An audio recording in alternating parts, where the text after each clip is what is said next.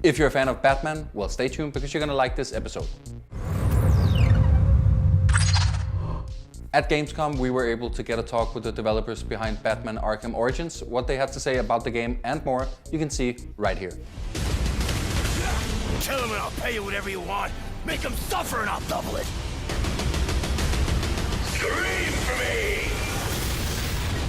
The name Origins is kind of interesting because it has that intonation, right? We're definitely going to see transformations in these characters as they move towards becoming the more familiar versions we've seen in Asylum and City. There's characters like, a good example would be Bane, right? We've seen him in Asylum, we've seen him in City. He's absolutely huge. The version that you see in Origins is a little bit different. It's a little bit more rewound back to where, if you look at, for example, Vengeance of Bane, which was the very first comic book he turned up in, our design is much truer to the original comic book appearances, but things will happen to all these characters that have these visual differences that start to set them on the path to becoming these characters we've seen in other games, because we really want to be very true to the Arkham franchise. We want to be a part of that, but we also want to tell a story that's very important to the Arkham franchise and show changes. I think that's the value of a prequel, right? You get to show characters becoming who they'll eventually be. If we started off a prequel and they were all just the same, wouldn't really be much of a point to doing a prequel.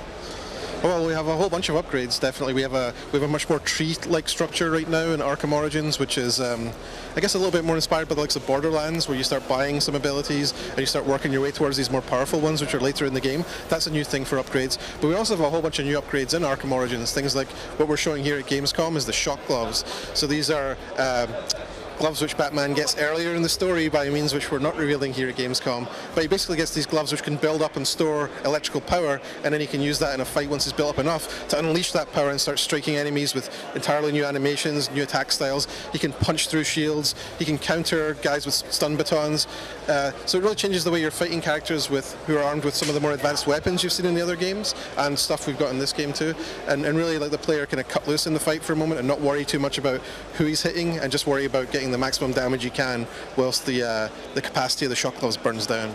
We'll have a really long campaign. We have a bunch of stuff in the open world for people to go out there and be completionists about. The multiplayer mode will add to the lifetime, and we'll also definitely add a whole host of DLC after the game is launched.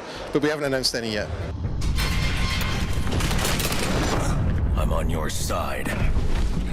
My side? My side works within the law. We've earned Gotham's respect. If that were true, I wouldn't be here. Gordon, clear the line of fire! You've got nowhere to run.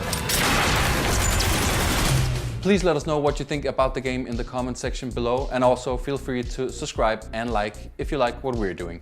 Because we like what you're doing, maybe. Unless you're masturbating. Bye.